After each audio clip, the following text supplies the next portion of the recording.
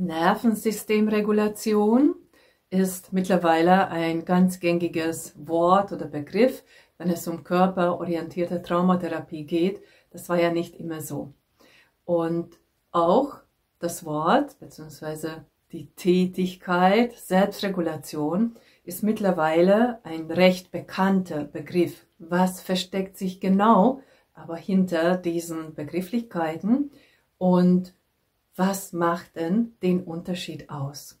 Ich bin Gabriela, ich bin Trauma- und Körperpsychotherapeutin, ich leite ja mein eigenes Institut und ich freue mich jetzt auf dich.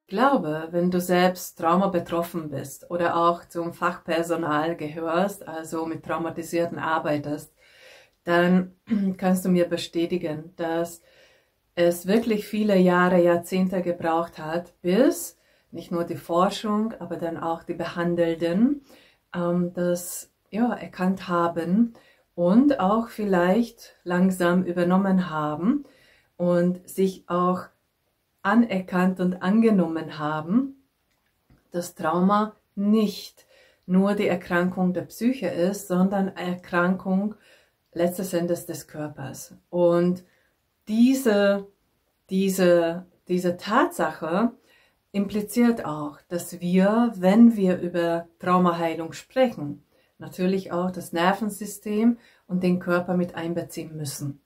Deshalb sind diese zwei Begrifflichkeiten unglaublich wichtig und auch den Unterschied zu verstehen ist unglaublich wichtig. Nervensystemregulation ist etwas, was uns angeboren ist. Das bedeutet, dass in unserem autonomen, im vegetativen Nervensystem Mechanismen angelegt sind, ja, die auch schon bereits ein Baby innehat und die genau dazu dienen, dass wir zum Überleben unsere ganz basale und essentielle Bedürfnisse nicht nur erfüllen und erfüllt bekommen, sondern, wenn das nicht passieren kann, dort dann natürlich etwas geschieht. Lass uns zum Beispiel ein Baby nehmen, ja, also Ursprung von Natur aus angedacht. Jemand kommt auf die Welt, ist ja diese Nervensystemregulation bereits da. Sprich, wenn zum Beispiel das Bedürfnis, ja, ganz basale Bedürfnis Sicherheit oder Hunger nicht erfüllt werden kann, dann tut ja der Körper etwas. Da verändert sich die Ausscheidung, ja, und die Produktion von verschiedenen Hormonen, aber auch von verschiedenen Neurotransmitter oder auch von verschiedenen Ausscheidungen in unserem Körper.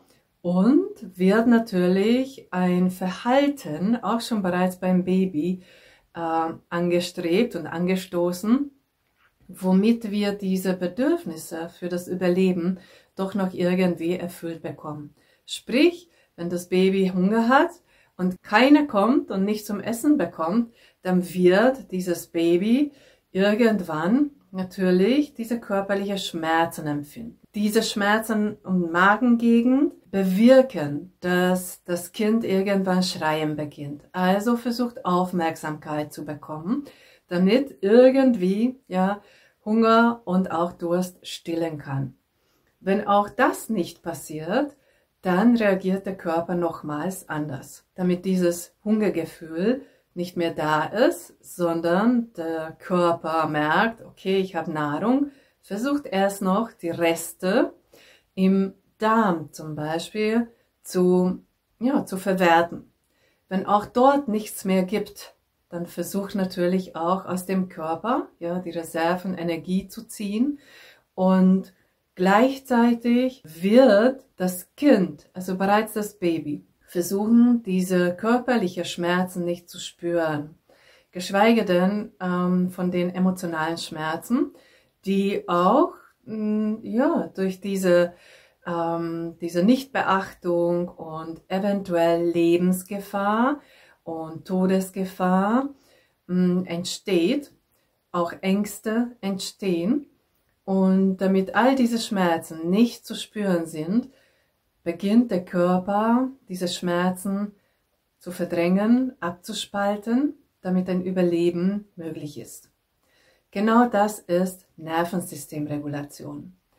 Um ein anderes Beispiel, welches weniger kritisch und weniger als Krise oder als gefährlich eingestuft ist, stell dir vor, dass du dir ein Schnäppchen irgendwo ausgesucht hast und gesehen hast und als du das dann kaufen möchtest, ist nicht mehr da. Sprich, du bist verärgert, du erfährst auch eine Enttäuschung, was du ja auf emotionaler Ebene spürst in der Regel. Und dieser Ärger geht dann vielleicht irgendwann auch in eine Trauer über. Und das Nervensystem verarbeitet diese Emotionen und nach kurzer Zeit heißt es, du kannst darüber ganz normal berichten, zwar vielleicht etwas immer noch verärgert oder vielleicht sogar mit Humor über dich selbst, dass du das vielleicht in einem Abstand und mit einer Distanz berichten kannst, aber es ist kein großartiges Etwas passiert in dir, sondern du warst in der Lage, sogar, meistens nehmen wir das gar nicht so wahr, aber du warst in der Lage, das ganz autonom, durch das autonome Nervensystem, also vielleicht sogar unbemerkt, wieder zu regulieren. Sprich, durch diese Ärgernis und vielleicht Enttäuschung warst du etwas überreguliert. Dann dieser Ärger und das dann, ja klar, du hast ja dann einen erhöhten Puls, du bist gereizt, angespannt, aber all diese Merkmale und Symptome kannst du sowohl geistig und mental verarbeiten und du kannst dir vielleicht sagen, durch was Positives, das nächste Mal bin ich dann halt schneller dran oder ich nehme mir was anderes vor oder ich sage sogar, okay, ich habe das eigentlich doch nicht so gebraucht. Also ich kann es verarbeiten durch gewisse mentale Vorgänge, durch vielleicht Reframing, also Umdeuten dessen, was gerade passiert war.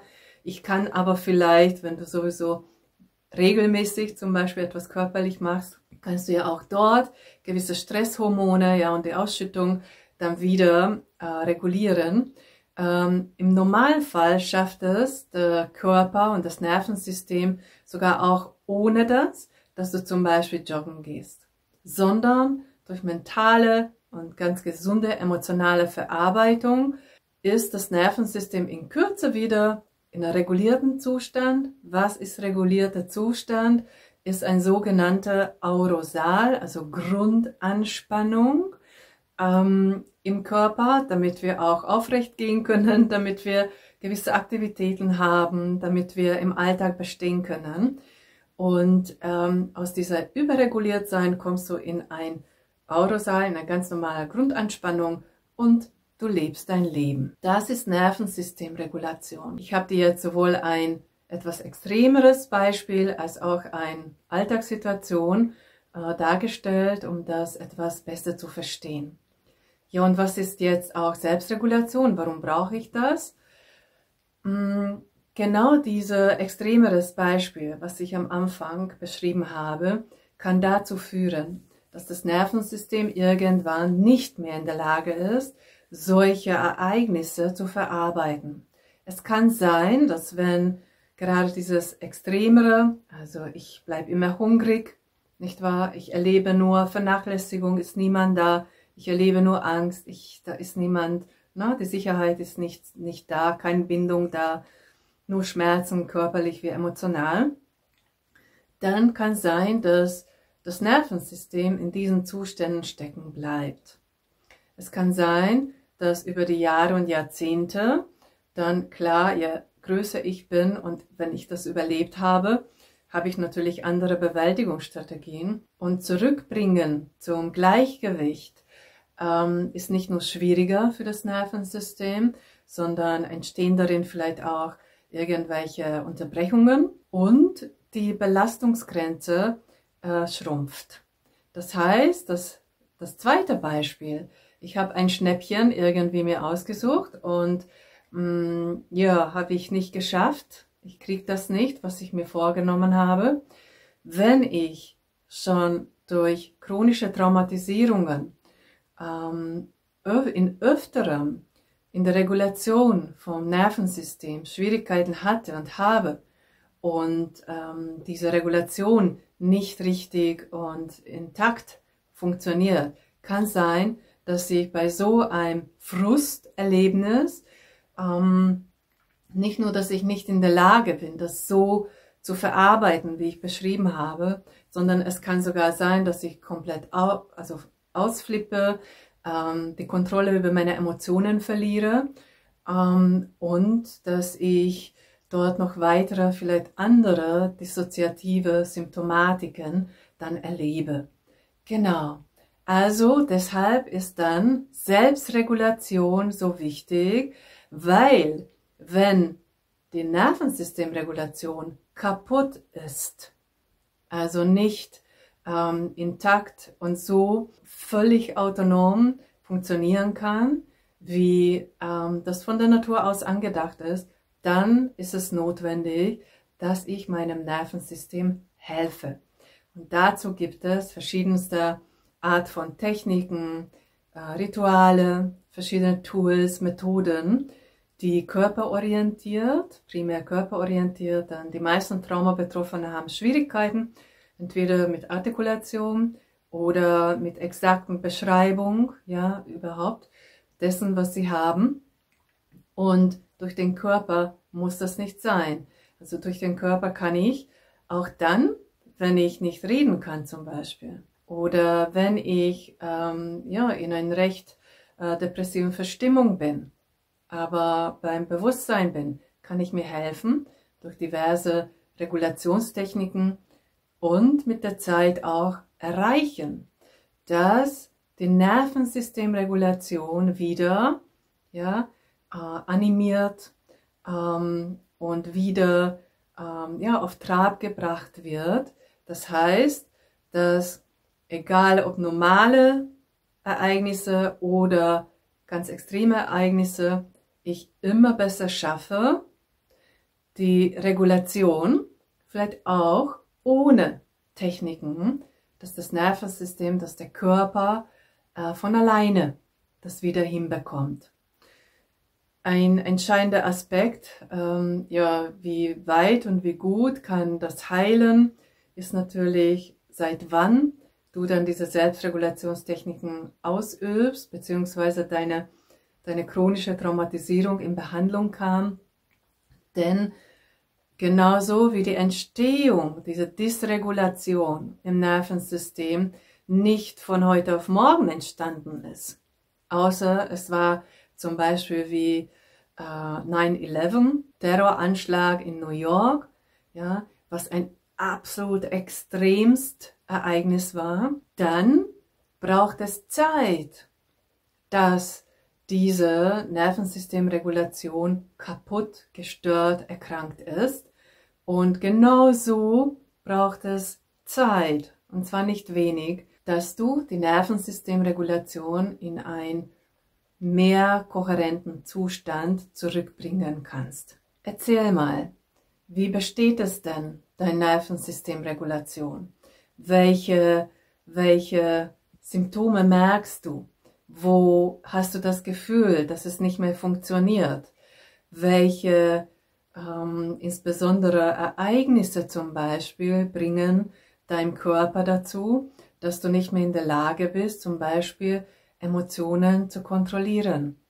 Ich bin sehr gespannt auf deinen Bericht und möchte dich dazu einladen, die Selbstregulation dir wirklich als eine der größten Aufgaben und auch gleichzeitig Chance zur Heilung zu machen, weil dadurch kannst du alles, was in der Vergangenheit passiert war, nicht nur lindern, sondern vielleicht mit der Zeit erreichen, dass du einen Neubeginn in deinem Körper hast und erleben darfst. Ich wünsche dir wieder eine ganz, ganz gute Zeit und bis zum nächsten Mal. Alles Liebe, Gabriela.